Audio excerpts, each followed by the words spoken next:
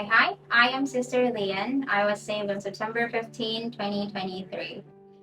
I want to share this deeply personal part of my story with you to let you know how Jesus has transformed my life. Despite having many regrets, I have seen God turn the negative aspects of my life into something positive. I now view my past and present mistakes as valuable lessons. So, I was not living a God-centered life and I didn't even know what one was. Last year was a turning point in my life, and it all started in April last year when my grandfather died on April 27, 2023. He was the person whom I hated the most. He changed my life in a way that I never would have expected when I was in high school. So this difficult time was the main reason why I stopped going to church. So when he died, of course, I was very happy, which is not normal for me, of course, or not normal for anyone. I even did something unacceptable after that. I spent the money donated by the company I work for on the funeral instead of giving it to my family because at that time I thought, I deserve this money and this is the payment for what he has done to me. So after all these things that happened, I started to seriously question myself on how I turned so evil. So this is not me. I couldn't forgive my grandfather at that time. I spent the money that wasn't for me. And additionally, I couldn't have a good relationship with anyone around me because I had trust issues and trauma from what my grandfather did to me that time. So from May to August last year, 2023, I was really struggling. I felt that I needed something, but I didn't know what that was. I even wanted to quit my job at the academy because I couldn't focus anymore.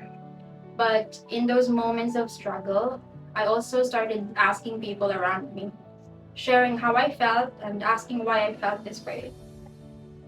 Why I couldn't have a sincere connection with anyone, even my family. So from those whom I asked, one of them told me, maybe the reason why you can't have the sincere connection you are looking for is because you don't have a connection to God. And that really left a mark in me. And since then, I was open to talking about God in the church, but at that time, I didn't know which church to go to. In August, I met Brother Kevin. He arrived at the academy on August 14, and he was not supposed to be my student, but truly God has his own way. And after 2 weeks, Brother Kyungmin was transferred to me because his teacher suddenly quit the academy.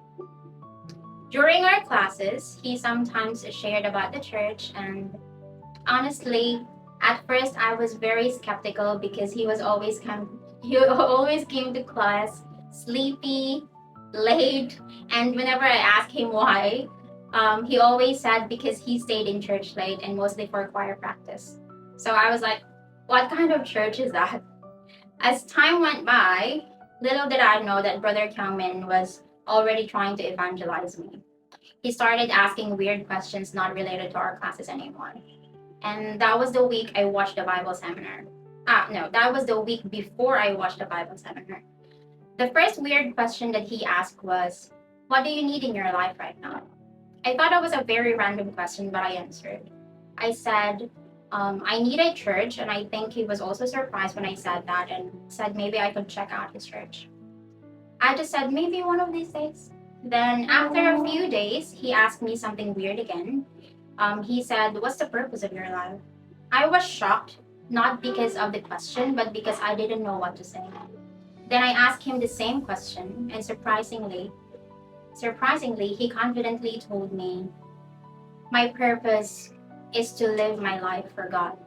And I didn't even expect that answer from a 21-year-old man because as a former Catholic, my idea of a 21-year-old man is easygoing, likes to party, and likes hanging out with friends.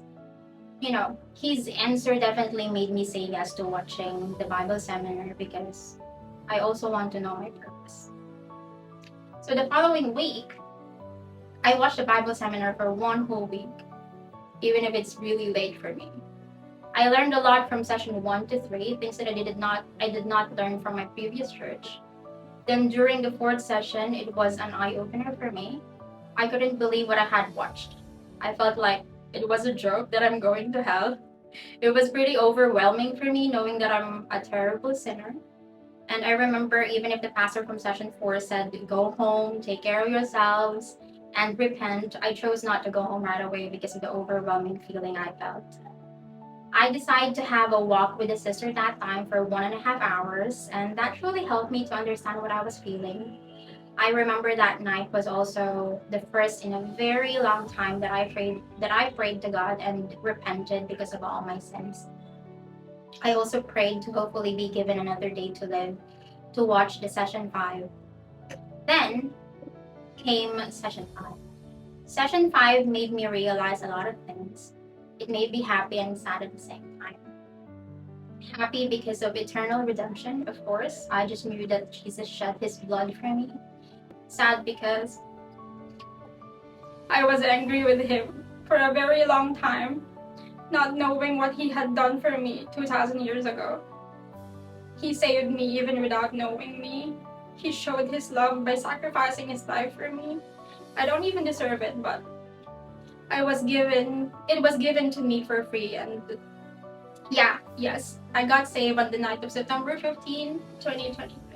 Now, when I think of everything that happened to me when I was in high school last year, instead of feeling pity for myself because of what happened and all the trauma, I now feel thankful. So as a Christian, I learned to look past the unfortunate events in my life and consider them as blessings from God, because without all those experiences, I wouldn't be here. I wouldn't be saved, and I wouldn't have the chance to help save other lost souls. I also learned to forgive, because God's grace taught me to forgive rather than to condemn, just as Jesus forgave me when I repented. So my life now shows that anyone can be made better through him. Jesus faithfully makes things right for the sinners, helps those who are heartbroken, and heals the abused. I have felt his amazing goodness, and there's no reason for me to doubt that what he does is true and that he truly exists. So going back to the question earlier, what is my purpose? What's the purpose of my life? My purpose is to help save lost souls. I don't want to have any regrets that I didn't do anything for them. I want them to experience what I have experienced and receive what I have received from God. And last year, I also got to attend the New Year's retreat, and that is when I started having resolutions. From the message from the retreat, imitate Christ, I would like to imitate Christ as much as I can, but I have failed many times already, but I'm still trying. As a new Christian, I have experienced a lot of things already that I was not expecting in my first few months of my Christian life. There are ups and downs, of course, but giving up is not an option. I just always tell myself God is always with me and he can make everything possible. I just need to have strong faith. I also want to finish reading the Bible this year. And as I learned how to read the Bible in the beginning, it was often overpowering due to my lack of comprehension. However, God remained faithful and helped me to understand it better. So as I started to align my choices with God's truth, I began to see positive results from my efforts. So I'd like to be consistent in my Bible reading, as I know that it will also help me evangelize lost souls if I'm fully equipped with the words of God. Lastly, to evangelize more people this year. It may not be easy based on what I have experienced when we try to evangelize other teachers from the academy, but I'd like to keep on fighting. I'll keep on trying, even when it causes more suffering and persecution. When I look back on my life, I can see the people that God has carefully brought into my life. From my grandfather to Brother Kim, I noticed his special help and feel his love for me. And his plans for me have always worked out, and he's not finished with me yet, I know, which makes everything exciting now. And finally, please pray for me to grow more in my Christian life. And I would like to ask for everyone's prayers for my mom, as she already agreed to come with me to the upcoming summer retreat. May she not change her mind, because I really want her to know the true meaning of salvation. Thank you.